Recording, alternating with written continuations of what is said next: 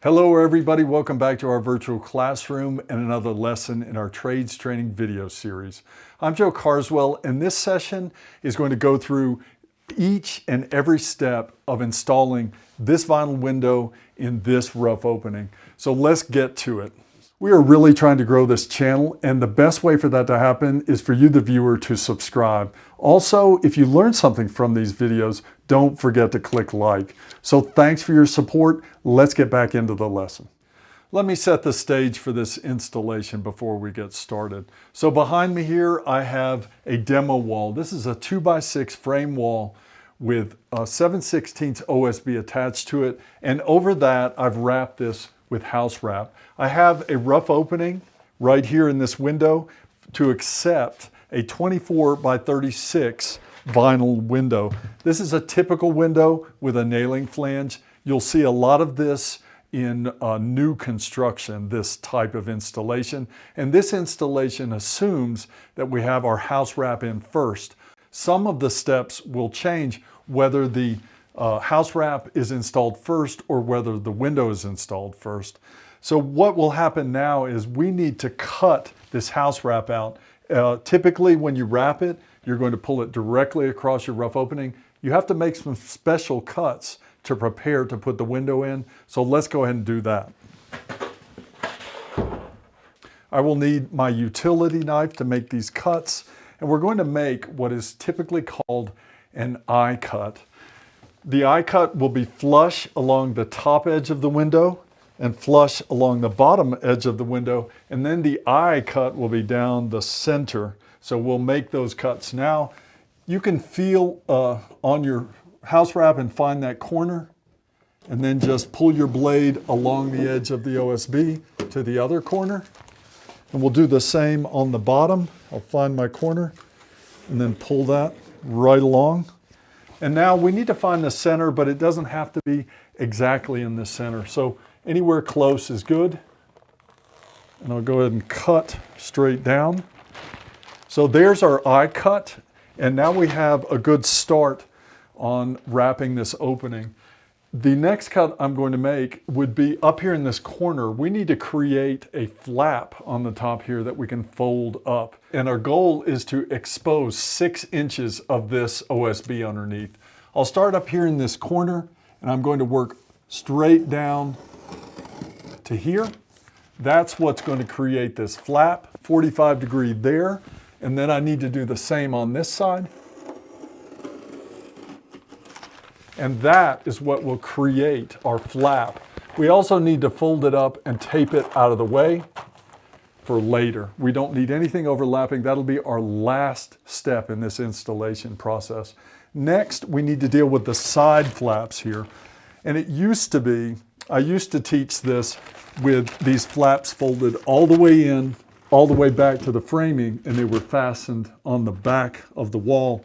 We're going to do a modification of that. This is a little more modern opinion on how this works. And the reason is because we have 3 functions for this window, or expectations of it. Number 1, we want this window to operate, open and close properly. And we also need it to be airtight and watertight. There is this idea that air can get behind this flashing and travel into the building behind this film or barrier, especially if we carry it all the way in. So if we stop this house wrap before it makes it into the house, we are also effectively stopping the air transfer from outside to inside or from inside to outside. So let's go ahead and make these cuts. I'm going to trim this house wrap from this edge about 1.5 inches out and just make a straight cut all the way down. And then I'll do the same on this side, and then we'll tape both of them to the framing on the inside of the rough opening. I'm going to tape these sides with my house wrap tape. Perfect material for the job. I'll start on this side over here. And I need to make sure that I get pretty much half coverage on my house wrap and half coverage on my framing. And I need to make sure that I'm pulling this house wrap tight while I'm doing this job.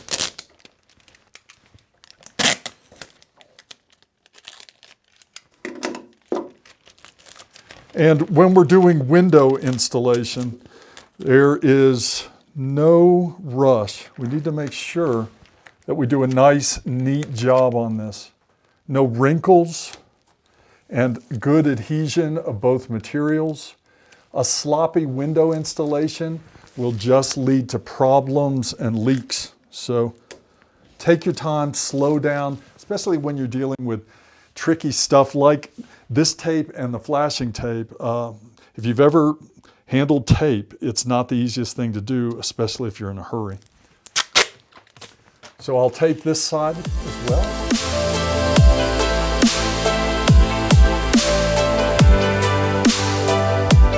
That's our steps to prepare this opening for our window as far as the house wrap goes. We need to check to make sure though that this rough opening is not only the right size, but it is also square and that our window will fit in here. The time or the moment that you don't want to find out that you have a problem is when you have to lift possibly a heavy window unit, maybe even on a ladder, into the opening to find out that something's gone wrong. So I need to verify this rough opening. I will do it by measuring the width in 2 places, top and bottom, and then I'll measure my height in a couple of places too. And we will compare that to our window size. So as I measure this here, I am at 24 1/16, and I am 23 7/8. I'm within 3/16 on our width on this opening, and that's why we call it a rough opening, because that's a rough measurement. I've got 36 there, and I also have 36 there. So I have generally a decent width, and I have decent height on this window as well. So let's check our window measurement and compare it to our rough opening. I will measure the part of the window that's going to possibly interfere with the rough opening. That would be this inside part. I'm not worried about the width of my flange or any on the front, so I'll measure this inside portion. I'll start with my width, which we did on our rough opening, and that width is 23.5. If you remember, our rough opening was 24 inches, so I have a ½ an inch to spare on my width. That's good news. And I have on my height 35.5. Our rough opening was at 36, so I once again have that ½ an inch. This was spelled out in the installation instructions supplied by the manufacturer that we have a ½ an inch. What that translates to is when we center this window in this rough opening, we end up with that ½ an inch divided by all 4 sides, so we get a1/4 an inch gap all the way around.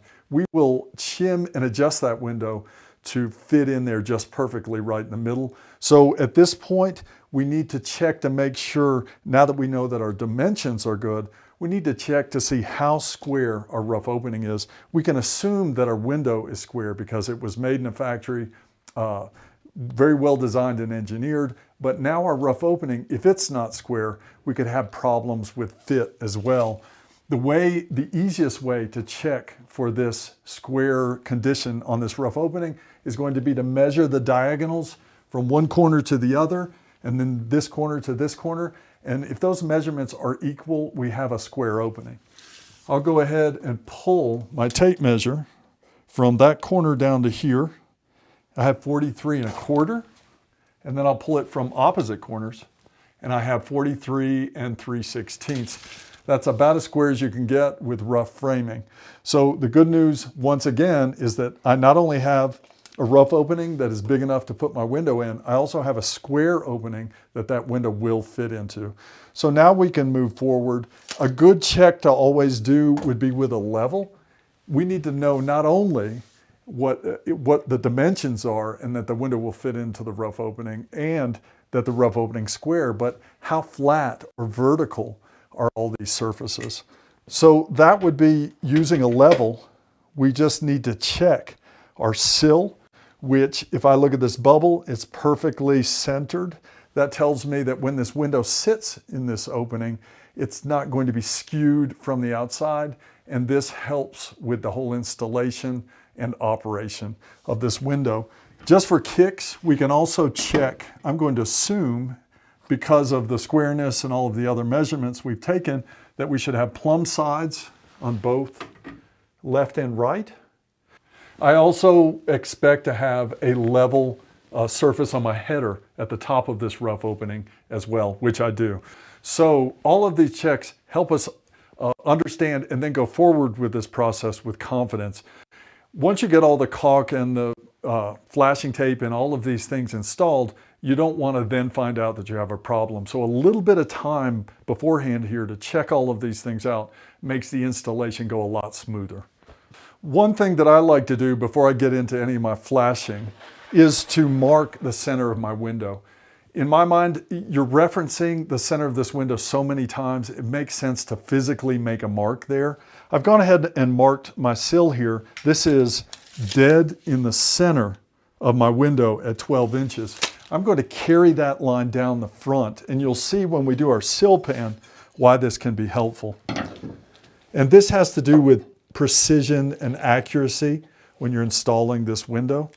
So I will reference this multiple times through the process, and we'll go ahead and mark. I actually have marked my window on the bottom as well. And basically what we will be doing is referencing these 2 points together. A lot of times if you're installing a window by yourself, this will help you, whereas a person on the inside could be sighting this for you to take this away. I honestly would rather have this here even if I had someone on the inside. It just leads to a better installation. So our sill pan is next, and that's where our flashing tape comes into play. We're making a 2-part sill pan here, and some installations and some materials allow you to do a 1-piece sill pan. There's a product called Flex Wrap, and this will literally bend and flex into this place. The purpose of a sill pan is to waterproof the framing so that if there are any leaks in this window, and most of the leaks would happen in this bottom 6 inches, this area right in here, we have a waterproof situation or a waterproof barrier that does not allow any moisture damage or rot to this framing. It's very important that we don't put in a window and then cause damage to the building. So our first piece of flashing will go on the front here. And this front piece will carry all the way across and we will fold it in. So let's go ahead and do that piece. I need a length for that. We're very concerned about our flashing tape lengths. So it needs to be the width of the window, which is 24 inches, and we're going to add 4 inches to either side. That gives me a total length of our first flashing piece at 32 inches. So let me go ahead and cut that piece.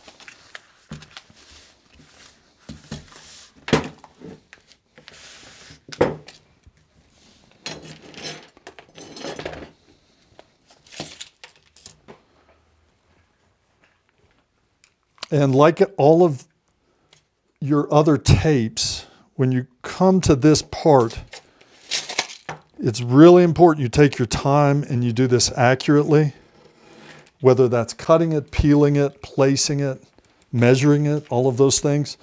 This is your waterproof barrier, and if you don't do it well and it fails, then the entire window installation fails. So these next 2 parts that we're putting in, I would say slow way down, take your time, and really think about what you're doing. So this piece, I need to find the center of it. The easiest way for me to find the center of any piece of flashing is to just fold it in half and then make a crease. And that crease tells me exactly where the middle is. I don't even have to measure it. So I can reference my line that I made with that crease. And this piece goes, like I mentioned, right on the front. I'm lining up my crease, and I want this piece of flashing to come up from this sill surface about 1.5 inches. So I'm going to center it on that line. I've got it up 1.5 inches, and I want to make sure, yeah, that's good, about 1.5 inches. I've got it centered. I haven't pressed it on yet. I could actually readjust it if I needed to. At this point, I'm going to hand press it in place. You don't want any wrinkles. And at this point, we can make a cut. And we're going to make our cuts, 2 cuts, one right here, and then one right here. And the trick with these cuts is that we don't want to bring them all the way to the corner. I want to stop at least 1/4 inch from that corner, and we're going to kind of stretch that material in.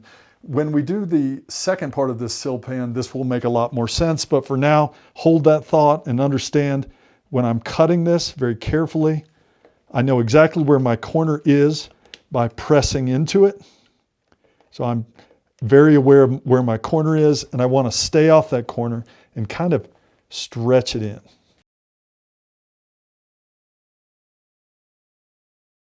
On this side, I'll do it again, and here is my solid corner. I want to stay off of that corner, so I don't cut all the way into it. I'll stop right about there, and I want to bend or stretch that material in here. This point right here and on the other side, if we are going to have a leak in this sill pan, this is where it would be. And the more overlap we have between this first part and the second part, the better this sill pan will protect the framing under it. So at this point, I want to very carefully fold these two parts down onto my sill, and I'll hand press them. And at this point, we can pull out our roller, and we need to give some solid pressure on this stuff. And I'm telling you, when you get this stuff pressed on with this roller and it sits overnight, it will not come off. It'll literally pull the grain of the wood off before you can remove the tape. So it has some real sticking power, which is why we use it.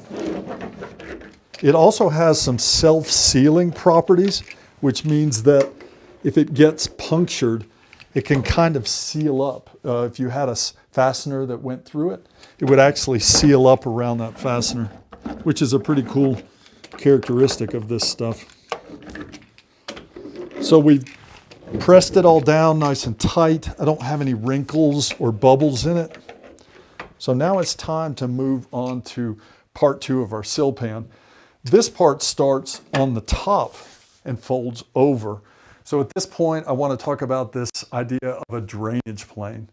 So a drainage plane, we think about this a lot with roofing and a lot of siding. This is a building theory that's very common. And what it has to do with is overlapping all of your materials in a specific way so that if water is traveling down it, it's going to cascade off of it and then travel away from the building. When we're talking about a window installation, this drainage plane is the same concept. When I put my flashing or my flashing tape up here and I fold it over my front piece of flashing, I've created this overlap. So any water that travels over this piece will carry over this piece of flashing, and this piece of flashing is over my house wrap. So I get this continuous flow, and it's going to shed the water. What we don't want to do is to have some situation where I have water coming in and travels behind my materials.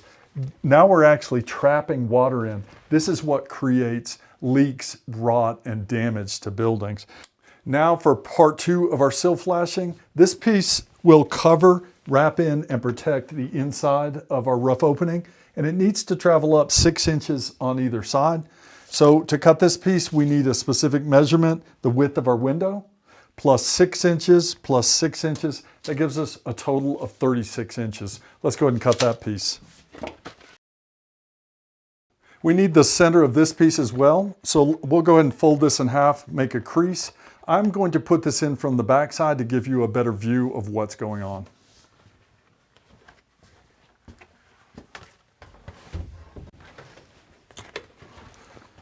So let's peel this piece.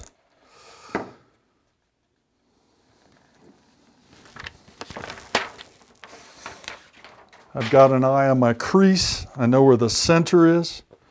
So the first thing I want to do is to line up the center of this piece. And I also want an overlap of about that 1.5 inches over my front edge. So I want to make sure I've got that. So I'm going to drop it right on my center line. Try to keep it nice and straight. And then I want to just fold that piece there. I don't want to worry about that right now. We're going to leave him to kind of sit. And now I'll work this side first. And I'm going to work it into this corner. I want a really tight fold right here in this corner, because we don't want our window getting snagged on this to rip a hole in it, which then would create a leak, which makes the whole sill pan worthless. So I've worked it into that corner. Now I can work it up the side here, just hand pressing it for now. I've got a little bit of a wrinkle there I want to get out. And like I said, take your time. Any wrinkles create gaps or problems with interference with the window. So we want all of our materials nice and flat. I'm going to work this one into my corner, nice and tight, and then work it up the side. Okay, there we go. And at this point, I have to make a couple more cuts, basically in the same place as part one, with the same thought in mind. I want to make my cuts come directly straight out from here, from this corner. But I do not want to cut all the way into the corner. Once again, we're going to be stretching this material over, trying to create an overlap between part one and part two, so we don't have that little pinhole which can cause a leak in our material. I'll start with the right side over here, and I can make these cuts a lot safer or easier as far as if I won't overcut them by feeling for that edge and then starting the blade away from that edge. So there's really no way to make that cut poorly if I'm taking these extra steps. At this point, I'm stretching that material over, and then I can fold my flaps out and to the front. This part here gets folded down nice and tight.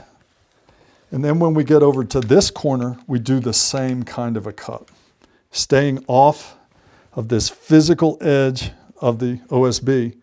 I'll cut away in a nice straight line. We're going to fold that material over to create that overlap, and then I can fold these two front pieces flat. I'm going to hand press this in place, and then I need my roller to pressure apply it properly.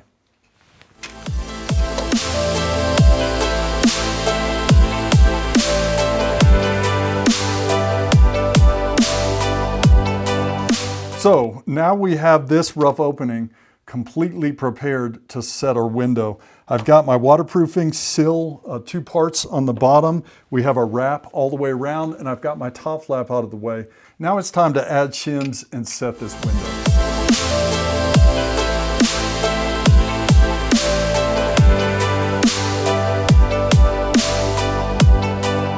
So our shims, as we mentioned before, will work in pairs. So I want to take 2 shims, set them opposing to each other, and then we'll set them on either side of the sill.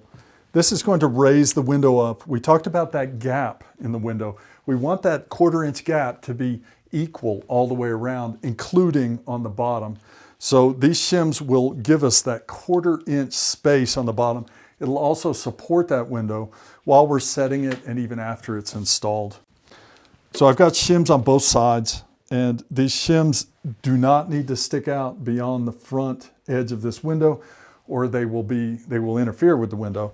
And we also need a piece of tape to hold them in place. There's nothing more frustrating than lifting a window in place and pushing your shims out of the way. So a piece of this tape on either side will hold those shims in place just long enough for then the window weight, or the weight of the window, to then hold that. So I'll go ahead and take these in place. Just something to hold them there.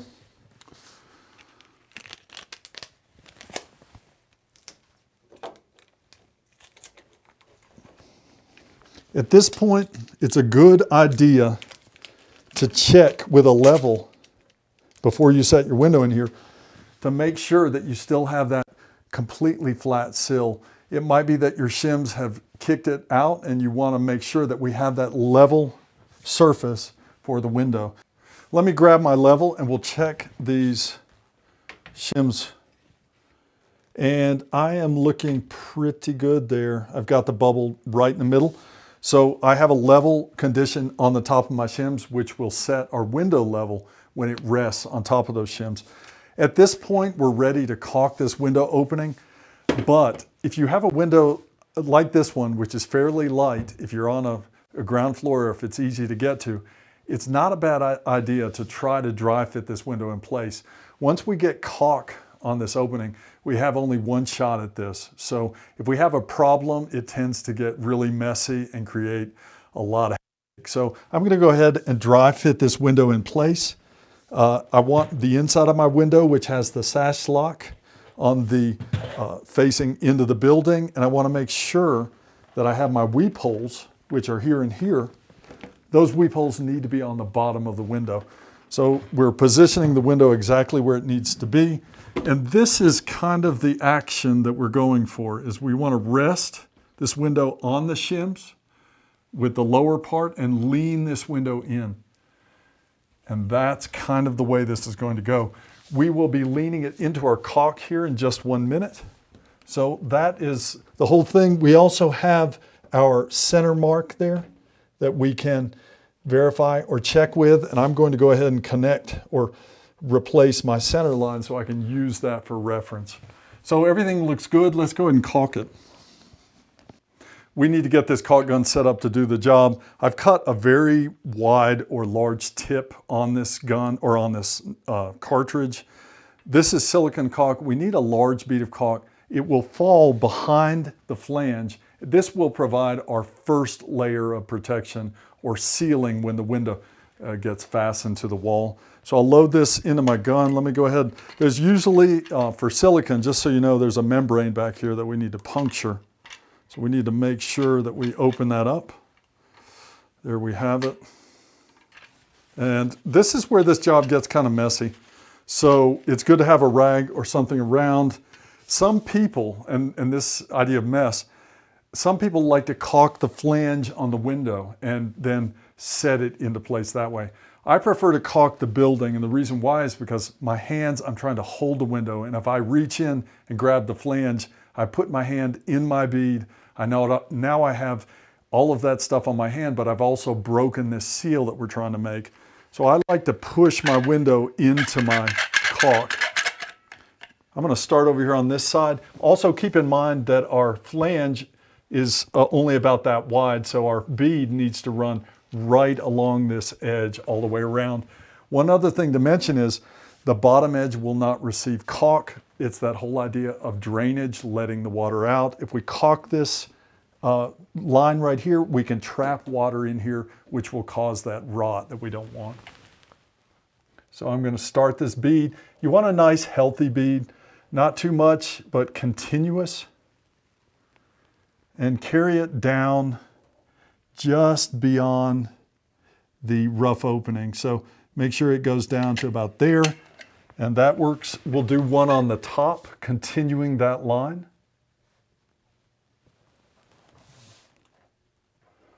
And then we'll run down the other side, keeping it kind of tight to that rough opening edge.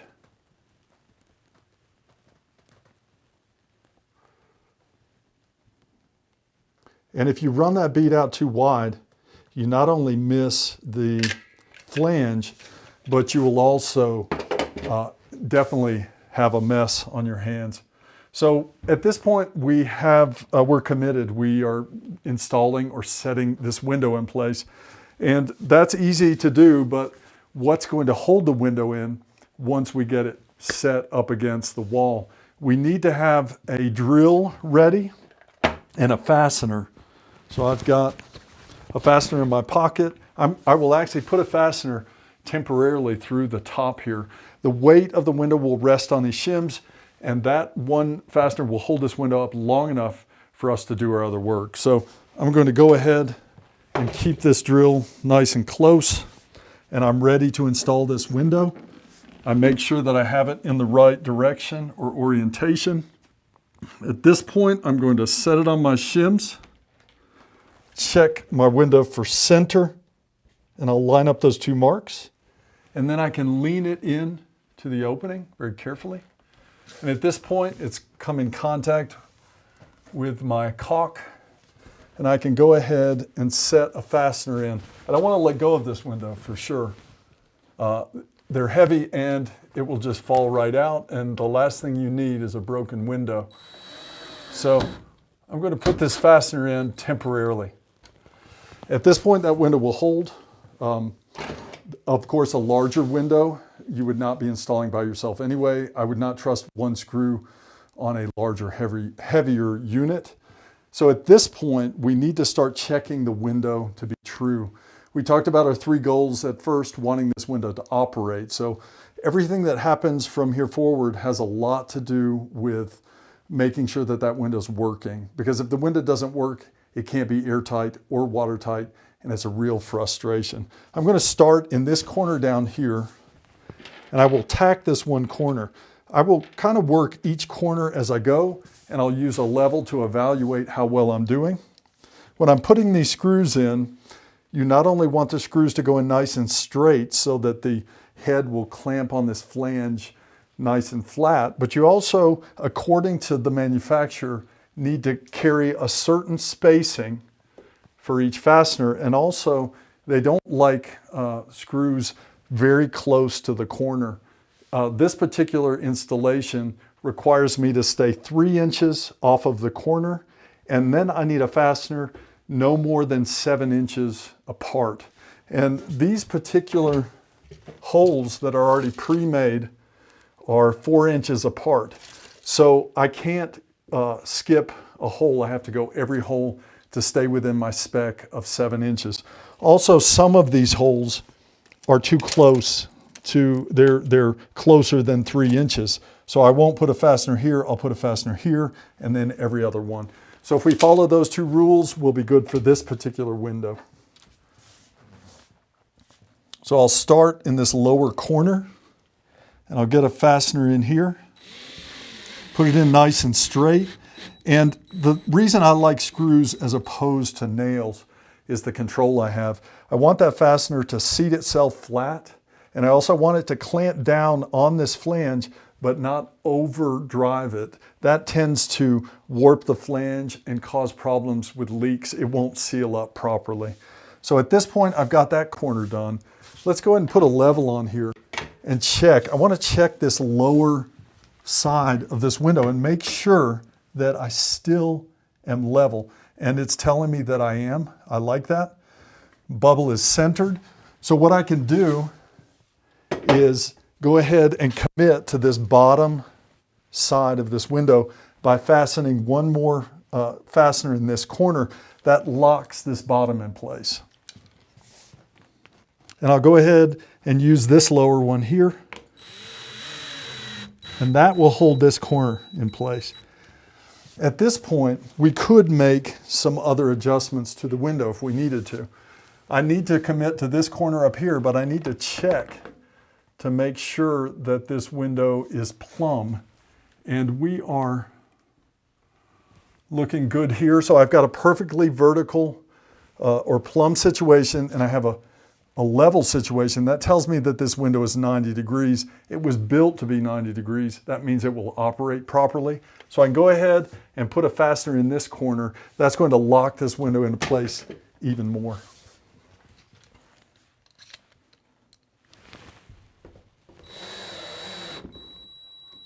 Not too tight, good contact. So now I have a screw in this corner, and this corner. This window can really not move anymore. It's completely locked into place, but just for kicks, we're going to check this right side, and it's plumb as well. So that tells me that we can go ahead and commit to corner number 4.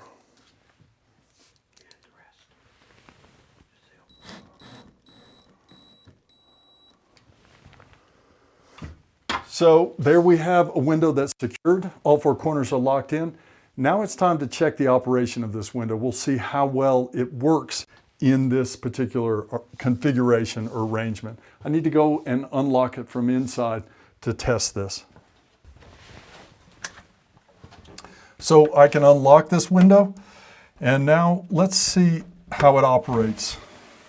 And I can actually move it up and down with one hand, so that's great. Let's also check our reveal, and we can do that. I can do that from the other side. So the reveal has to do with adjusting the sash down to almost meet the frame. And what we're looking for is the gap. And we want to make sure that this gap is not wider on one side than the other. You can pull it as close as you need to check that. And the closer it gets, the more obvious it is. So you don't want this window skewed in this frame. That would mean we've set something up wrong. If it's fairly even, that means we've set a fairly square frame, and that if the window is opening and closing properly and locking, which let's check that, then that means that we've done a good job. So now we can move forward.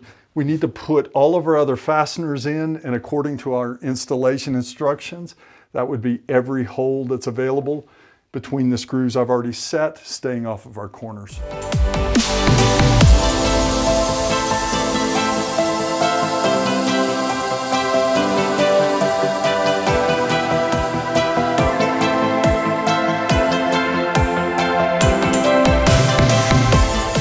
Fasteners have pulled the flange in tight to the wall, and our caulk is behind there to create a seal between the two. It's something to point out here that if you see the caulk kind of squeezing out a little bit, this is ideal. What this tells me is that I have enough caulk applied in there, and that it's creating that seal or that waterproof situation that we want. I also see it coming out right here where the fastener is a little bit. That's also a good sealed situation as well. So any effort that we can make to waterproof this window is ideal. Now we're moving on to the second phase of our waterproofing. This is a whole nother layer, which will be our flashing tape that will travel up the sides, and then we'll have one piece that will overlap those that goes on the top. We'll call that the head flashing. I'll start with my side flashings.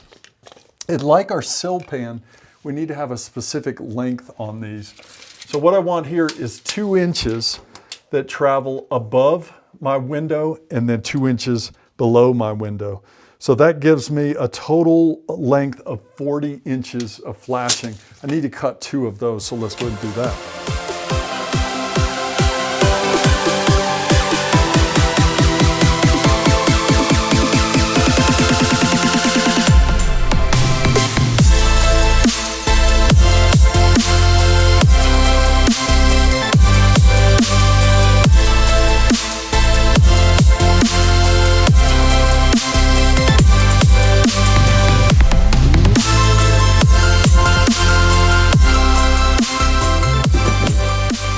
So that is my side flashings done, one on the left side and one on the right side. And if you noticed, I run that flashing right up to the edge where my flange meets my frame. I've even got a little bit of overlap there. Some people like more overlap.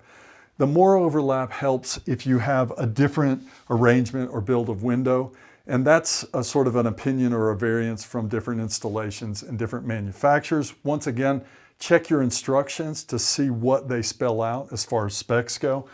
I don't know if you noticed, but during the process of putting this side flashing on, I ran into a fastener. And I wanted to show that fastener to you and talk about it a little bit.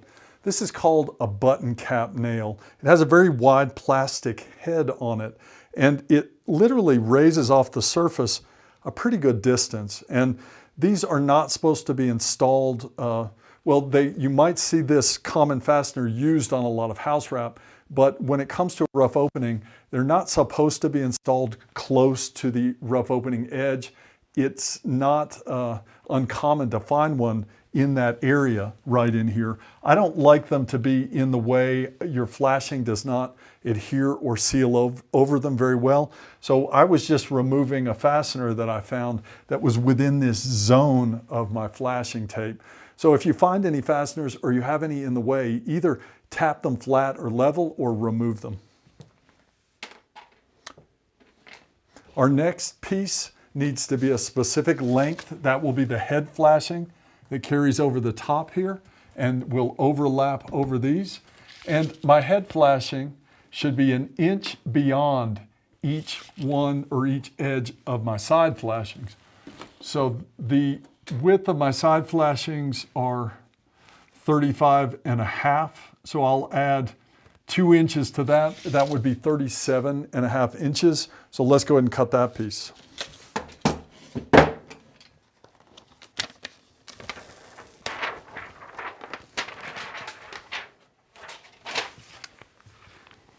So this guy is going to come in here, and I want to make sure I get my overlap on each side. Try to even it out and try to get it leveled out with the top of that window. Go ahead and kind of tight or loosely tack it in place, kind of like where that is. I've got my overlap here, and I've got a little more over here, but we're fine with that. You need at least 1 inch of overlap here. We'll go ahead and press it in place and then roll it.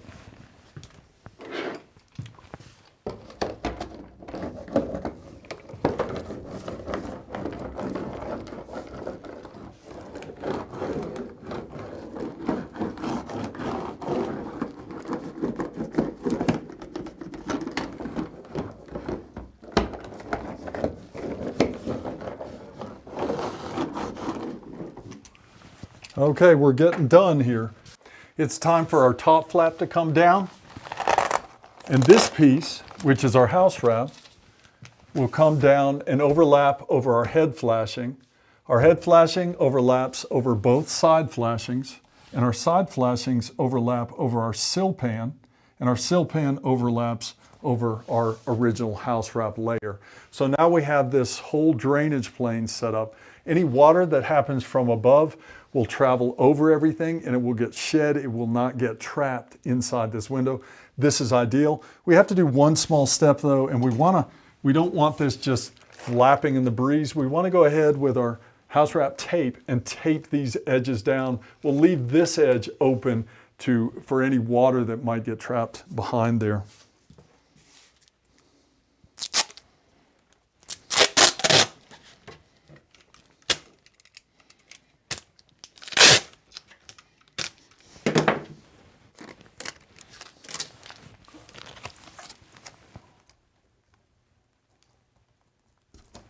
So that gets sealed up nice and tight. And then I'll seal this guy up too. And honestly, I'm going to add a little extra piece here. I'm not quite sealed. And a tiny piece here to seal. There's a step in this window installation that you won't find on this video, and that is foaming the gap between the inside of the window and the rough opening. If you remember, we had a 1/4 inch gap all the way around when we centered and set that window. That needs to be filled with a foam so that there is no air that travels through from the outside to the inside or from the inside to the outside. This polyurethane foam, when you squeeze it out of this canister, which is pressurized, you will see it has a sort of a bead to it, not unlike caulk. As that sits and starts to cure, it's going to expand a certain amount. This is a minimal expanding foam. We don't need a lot of expansion that causes a lot of pressure, can actually warp or damage our window. What we want it to do is to fill all the voids in there. This is a good insulation process and the final step when we're talking about doing a successful, energy efficient window installation. So there you have it. All those steps come together. We now have a window that is airtight, watertight, and it operates easily. We can't do any better than that. So good luck with this, and I'll see you in the next lesson. This video is a production of Trade Skills U, all rights reserved. If you provide instruction in the construction trades and have a need for videos like these, please contact us at tradeskillsu.com.